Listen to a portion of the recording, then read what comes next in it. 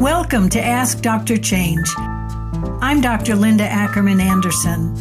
I'm happy to have you join me today to explore how to seriously uplevel your leadership and consulting to transformational changes, all through conscious change leadership.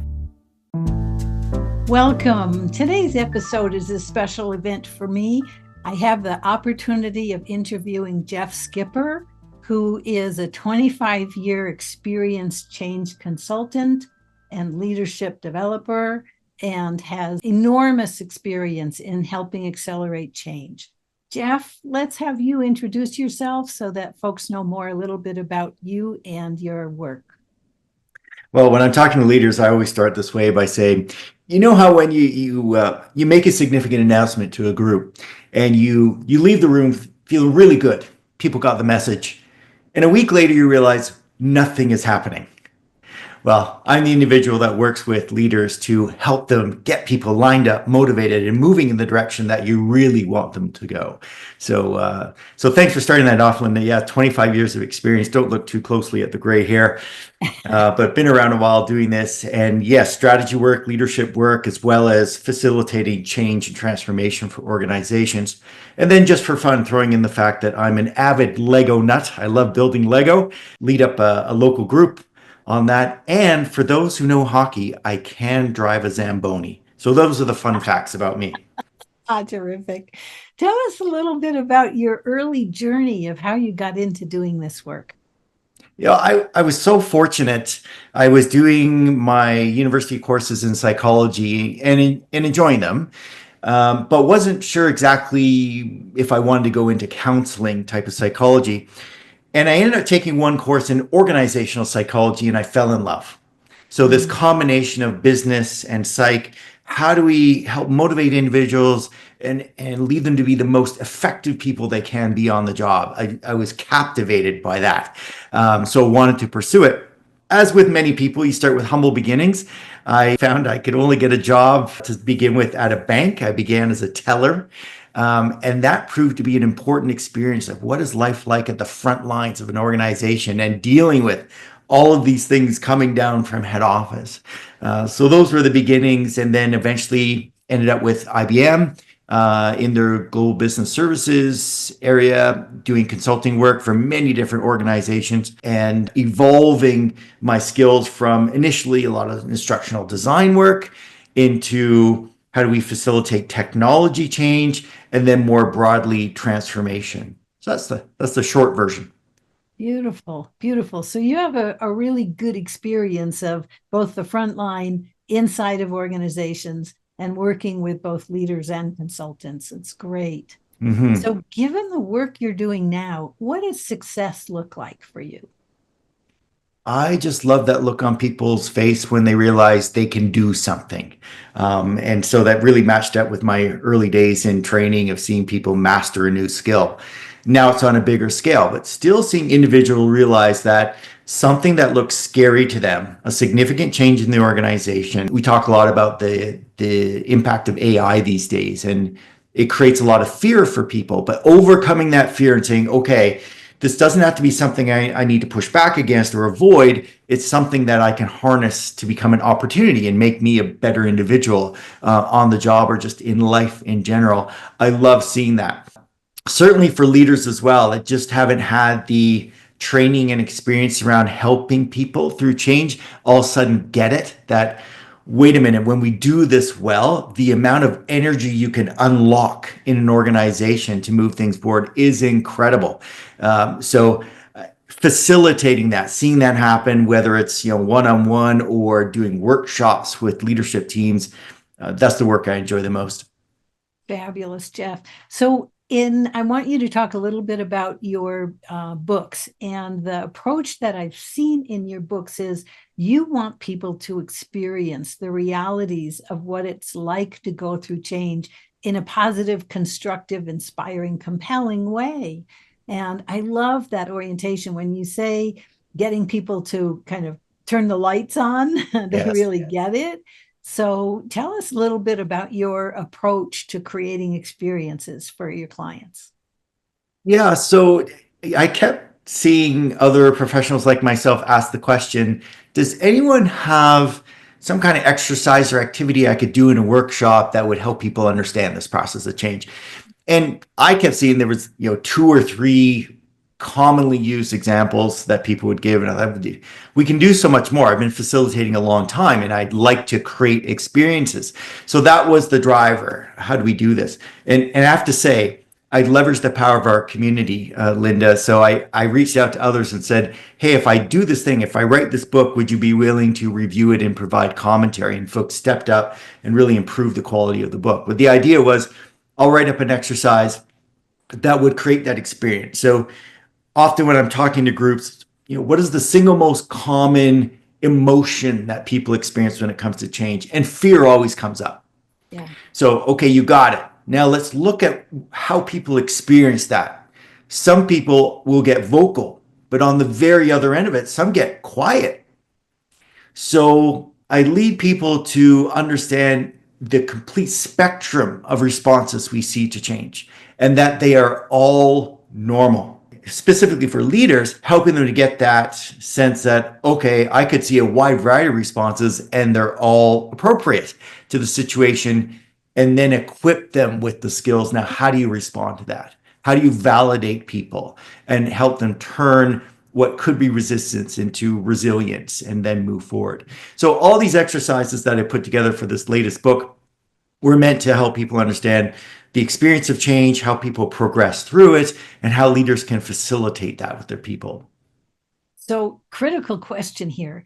How do you set up the relationship with the leaders to realize that they too have an experience and they too need to support their people to go through their people's experience of change? So the reality of, the focus is often how do you support people through change, but the reminder of you also are having the same experience.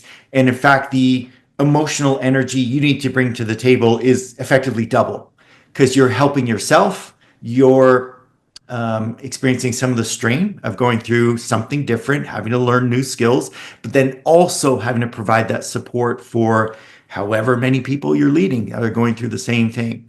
And I pivot on that topic as well to remind others, be aware of what your peers, your leaders are experiencing through that. And if you can, support them too. Don't go it alone. Yeah, nice. Very nice. What are your biggest challenges with influencing leaders to partake in the experience of change and support their stakeholders?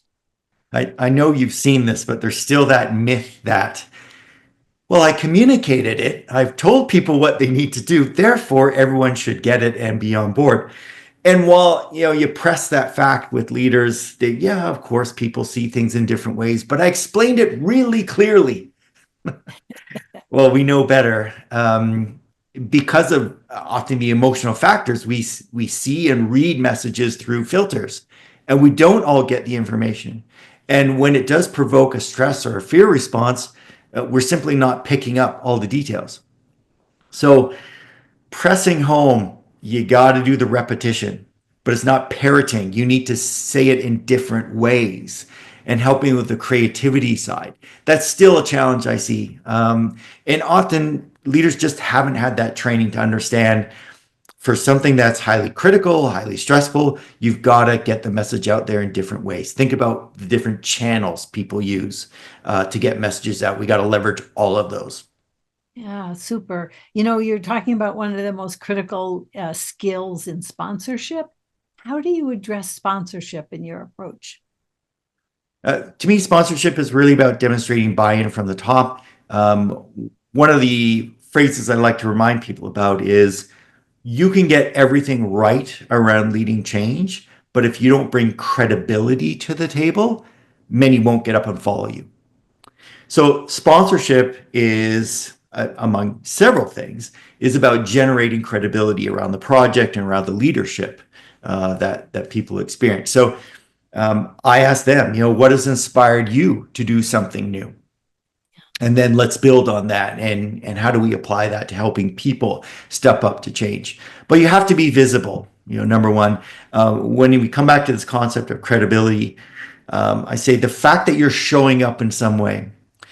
If we take technology change, and there's testing involved. Will you be a tester? Will you interview some of the people who are doing the testing and ask them about their experience? I have never had an experience where leaders going to talk to testers don't come away with fabulous insights of like, I had no idea they saw some of these challenges that we would have never perceived if we Yeah, didn't get into the room with them. So a big part of sponsorship is about showing up, being present, and really opening up those two-way lines of communication with people. fabulous. Really great. What are your biggest challenges with the leaders that you work with? It is parallel change. A quote I often get is, Jeff, we know we need to help people prepare for change coming up. But if you saw the list of things already on our plate, Right.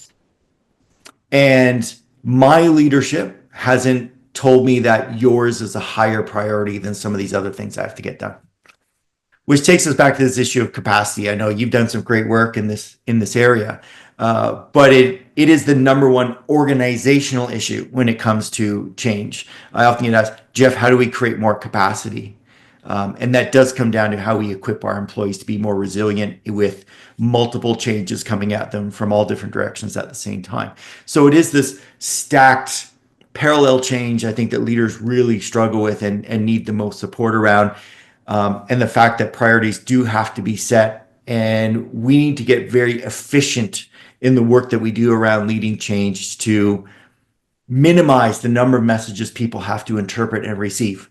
I still see organizations treating changes as single line projects on a plan instead of cutting across with air traffic control and saying, okay, we got all these things happening here. Let's bundle some of those communications. Let's leverage some of the training over here to help this project over there.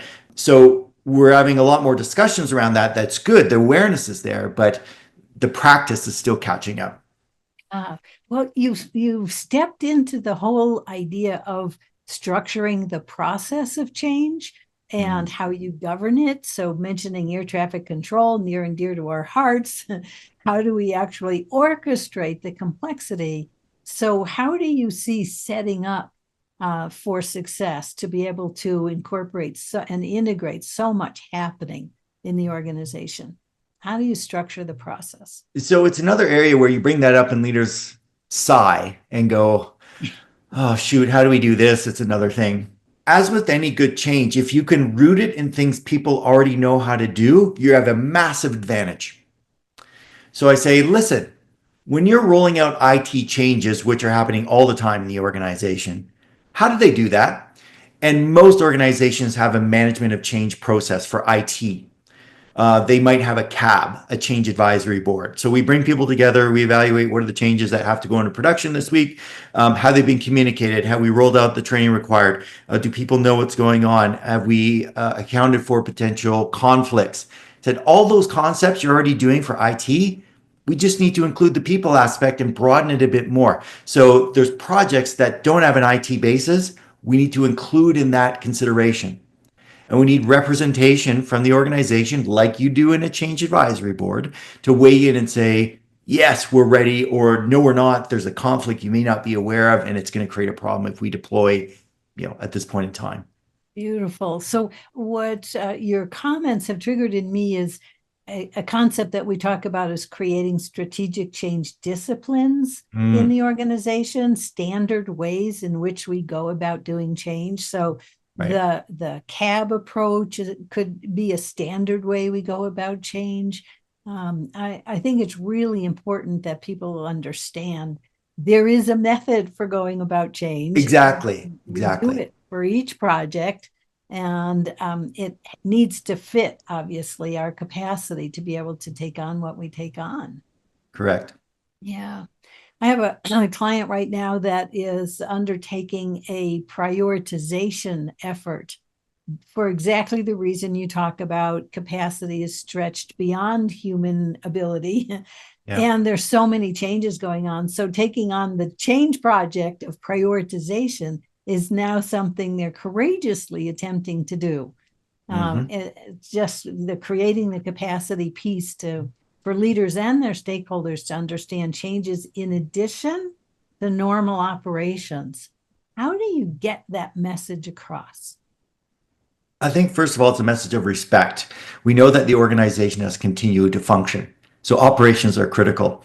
And just doing that often generates some acceptance of, okay, you understand how we work here, which I'll throw in. Side note, I still feel like many professionals in our domain don't understand the business well enough.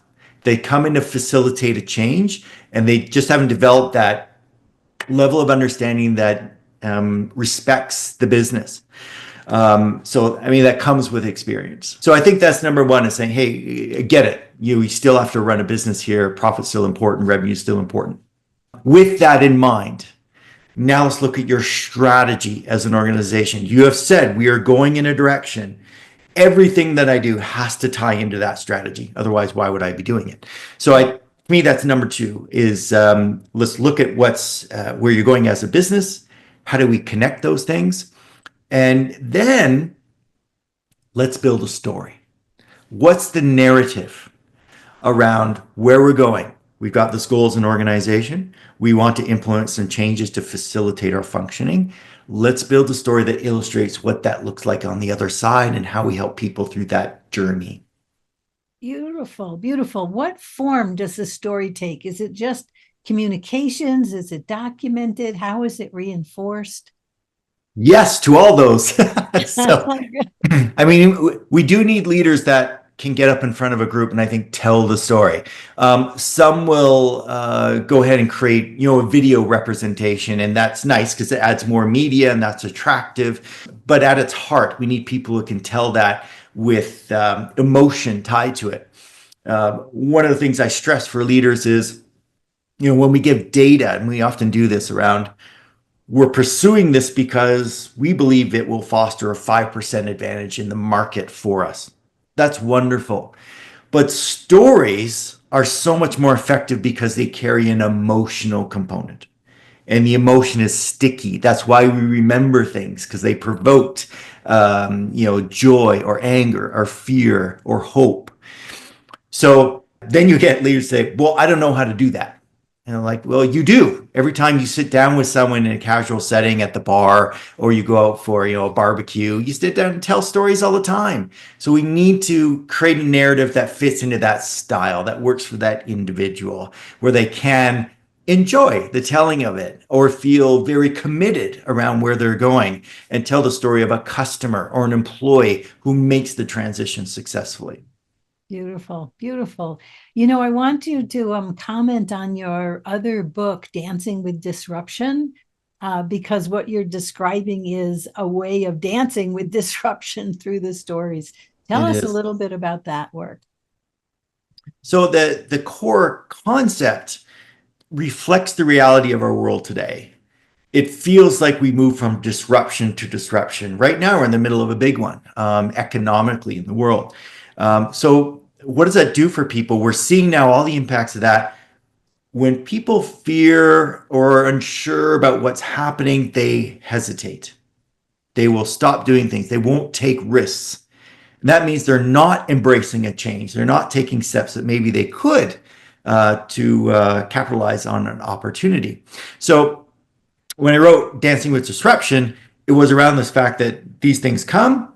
Some organizations who embrace the disruption will see major benefits. They don't win everything, but by taking a step forward where others hesitate and hold back, they often can capitalize and do major benefits. So, talk about simple examples during COVID. So many people didn't know what to do. They held back, and then you saw little small businesses do things like, okay, we don't have anyone coming in to buy our ingredients. Why don't we package up ingredients and create a delivery service so that people can make pizza at home? And that was one business that just took off. Not only because, okay, you'll deliver it, that's safe, I don't have to go out, but it facilitated an experience at home with other people, a family event. So there are so many examples of this. Disruption also, you remember during COVID, we asked people to do what? Wear masks, stand 6 feet apart, sanitize like crazy all the time. Oh, good. Simple message that we're asking people to do. but many couldn't do it. They had real barriers to change that didn't get appreciated for quite a while. So folks who had restrictions around masks because of breathing issues, medical issues. I can't stay 6 feet apart to people I'm delivering caregiving for. So we needed our leaders to go deeper and really consider what are the barriers to adoption of a change. So in my book, I get into some of those considerations that we saw on a global scale, which now we can apply to disruptions going forward and understand this is how we get people to really embrace a difficult change. Beautiful, really perceptive. That's really wonderful. So I want to ask you, reflecting on the change profession, where do you think the change profession needs to go next? What's our cutting edge? Well, two things that I see. One I've talked about a little bit is the reality is we have parallel stack change all the time. It's very complex. And we need to have that oversight within organizations. Also, we have AI, that's here. It's not as coming, it is here. Interesting, one of the large, more successful organizations in Canada is called Shopify. And they've now decided that every position description they have will be updated to include an AI component. And what they're communicating to the workforce is you need to learn these skills. Maybe we don't know exactly how it applies to every role yet, but learn the skills because we believe it will be an asset in every role. And I think they're right. So they're writing that in. So learning how to embrace and adopt this major shift in technology into organizations is another piece of that as well. And then I'm going to add a third one. I think in the domain of change specifically, we just need to be even more strategic. So yes, good looking at a particular change that organizations want to make, but I like using the acronym PESTLE. So that's political, economic, social, technology, environment, and legal changes. So broaden the perspective. What are all the elements inside and outside the organizations that could influence a change? Whether it's one we're doing right now or one we should be considering because it represents an opportunity for the organization. So taking on the strategic mindset, I think, is also very critical for change leaders in organizations today. Awesome. Well, it's a clear demonstration. You're a strategic thinker, a systems thinker, and a process thinker. Mm-hmm. If I could aim at three major capabilities for this profession, it's those three: being strategic, being process oriented, seeing the full system inside, outside, all of the connections required. So impressive demonstration of capabilities that we actually require. So here's a question for you. What's next for you? What's your own cutting edge? I feel so fortunate in the experiences I've had that, I think I'm a bit of a unique bird in that I recognize what I want to do very early in my career, and then I've pursued it relentlessly. So I've started turning my attention to how do I equip the next generation? Mm-hmm. So how do I relay that experience, what's worked for me? So I'm doing more coaching training with other consultants to help them develop their practice or develop their approach. Like leaders, it is amazing how many consultants are still entering into the field and really don't know how to consult, because it isn't just, well, set up a shingle and you charge people and off you go. There is an art form to how you interact with folks. I mentioned early the need to be able to speak the language of the customer, and that's something that takes time to develop. So that's what I've been really pushing in terms of my focus is how do I help people improve their own practice? Yeah, beautiful. Any major advice for consultants at this point in this profession? Well, we know that relationships are central to all that we do. This is a people business. So regardless of you're an independent or you're an internal consultant, if you operate in the area of change, developing relationships is central. The word of advice I give is keep track of them. You said 25 plus years. I appreciate that. I'm really 30 years plus now. And it's amazing how many relationships you started so many years ago come back around. You meet those people or they're now operating in a different organization. I had a contact from an insurance company about a month ago of someone I probably worked with for about 30 days. And I didn't really know them that well, but they remembered me, came back and said, Jeff, I'm over here now. Leadership team is going through something significant. Can you come facilitate a discussion for us? Absolutely. So keeping track of those relationships, keeping in touch with people, I think has so many unseen benefits that will serve you well. Beautiful. And so, what's the vision that you have for your business, for your services at this point? So for me, I've really moved into the advisory level of my consulting. I'm almost exclusively at the C-suite now. But I want to add to that an interesting contrast that's happened in the last 6 months. So I've been doing work with one organization in the field of IT, and they needed help in the area of sales and in shifting behaviors of the sales team. Well, all of a sudden, I see all these overlaps between what we do in leading change, convincing people, inspiring people to embrace something new, and what we do in sales, which is to inspire a customer to embrace something new. So I started doing sales training. I just wrapped up a course I did on negotiation for a sales team. And it's been incredible bringing the insights I've got on organizational change, leading change into negotiation and selling behaviors. And they map really, really well. You wear a coat of many colors. I do. Now into sales and negotiations. Any other special arenas that you're dipping your toe in? Well, I am still getting to know the AI space and how to Yeah. make best use of it. So that remains to be seen. TBD. Watch this Okay. space. All right. Because that was one of my questions for you is how do you see AI in the change profession? What examples have you seen that have been really constructive for our use of AI? Well, certainly at the basic level, it does expedite a lot of tasks, certainly to help write up reports. Early in my career, I generated a lot of deliverables for clients. And honestly, a lot of that I think was shelfware. One person looked at it and then it just sat there. So if I need to produce those things, I am going to use AI to help me with those, to do it faster. Yeah. But something that's been on my mind, I was just writing about this. I haven't seen it yet, but it's definitely a possibility. And that is the ability of AI to integrate multiple sources of information to determine what is the sentiment of employees when it comes to change, whether broadly or specifically for a particular project. Because we have all these inputs. We've got employee engagement surveys. We might have done readiness assessments. And I know AI now is looking at, well, what are all the chats? What is the tone of what people are saying? What do the questions they ask reflect? So the ability to pull that together and say, these are the patterns that are observed. I used to do all that kind of work by hand, reading each comment and pulling out, flagging and tagging.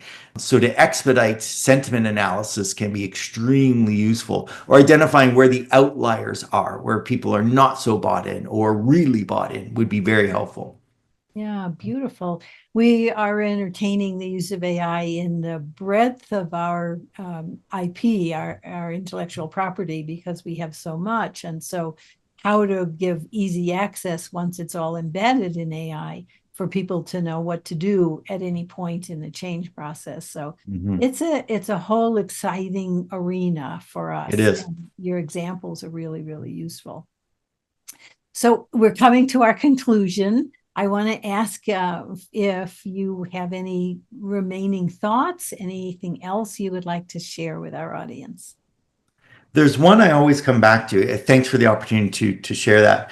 And that is to say, if we look at the media, you often see headlines like people hate change, people fear change, change is hard. And I always say to leaders, some change is hard. If we continue to tell people that change is hard, change is difficult, it's easy for them to believe it. What if we change the mindset, not just leader level, but employee level? What if we continually reminded people around all the things they've adapted to, that they've embraced successfully in the past, and continue to encourage them? Could that shift the mindset? and better prepare them to deal with the next change? I think absolutely it could. So I end up by saying, you need to know you are uniquely well suited to embrace change. Every single one of us. It's why our brains are distracted by the bouncing ball and the shiny object, because we are looking for changes in our environment. Every single person uniquely well suited for change. Well, you enter into the territory. I'm not going to let you go yet because Oh, you just entered a territory of mindset, which is so central to conscious change leadership, to what we do. So I want you to talk a little bit more about your process, your strategies, your practices for getting both stakeholders and leaders to recognize their mindsets about change and what to do about them so they're more aligned to success. yeah, it certainly touches on neuropsychology, just basic responses to shifts in the environment, because people know immediately fight or flight. And at the surface level, those sound like negative things. We have to run away or we have to fight what's coming. So, using what I just said about think about what your brain does, it's not that we necessarily need to run away right away. When we see something environment that is attractive, so you're driving down the road and you see a big sale, 50% off in the window, your eye goes there and you think, maybe I should go and see if there's an opportunity. So there are many changes for which we don't fight or flee, we flourish, we embrace it. Say, I'm going to go there. I can't wait to take advantage of what's happening. And that's part of the reminder I do for people of that's, one of the legit responses that people make to change. So we are looking to encourage the flourish side, acknowledging that fight and flight are normal. Yeah. They happen, but we can convert them to folks who really want to embrace change. Beautiful, beautiful. Just entering into, I have a mindset. Is my mindset supportive of what we're attempting to do? How could it be different? That whole arena is such a powerhouse in this, in our experience of chaos today. It So is. good for you for addressing that so clearly. And I really want to acknowledge the examples you give are so powerful. It's really wonderful to understand your thinking and your approach. I've appreciated this time so much. Last comments? Go for it. I was going to say, I got to share one more story because folks Yes, love hearing this. please. My son was born 11 weeks early. So that was a scary time for us of, is he going to be okay? So 3 pounds. Wow. Um, and so, is he going to be a small child for the rest of his life? Well, I'll give you the punchline, which is he's now 6 feet tall. He's taller than dad, taller than mom. But he was a skinny kid. And so, when he was of age, I started saying, would you like to come with me to the gym? No, dad, no, dad. Eventually he said yes. And as a skinny kid, as you can imagine, when you're starting to work with weights, you start with very low weights, a few repetitions, a few sets. But what I observed was very interesting. When an attractive female would enter the area we were working out, he could lift more. And so the question I ask people is, was there any difference in his muscular capacity before and after attractive female enters the picture? And of course, the answer is no. The mindset is so powerful and we're influenced by our environment around us. So we as leaders of change have all the opportunity to help people see things in a different light, which moves them in a new direction, faster, stronger, better. Beautiful. I love it. It's such a great story. And it's mindset, and it has everything to do with our ability to perform one way or another, for each other or against each other or for the Mm-hmm. outcome that we're after. Beautiful story. That was great. So I want to thank you. This has been enlightening and fun, and Sure I has. appreciate you and your work so much. If any of our listeners would like to get a hold of you, here is information about finding Jeff Skipper.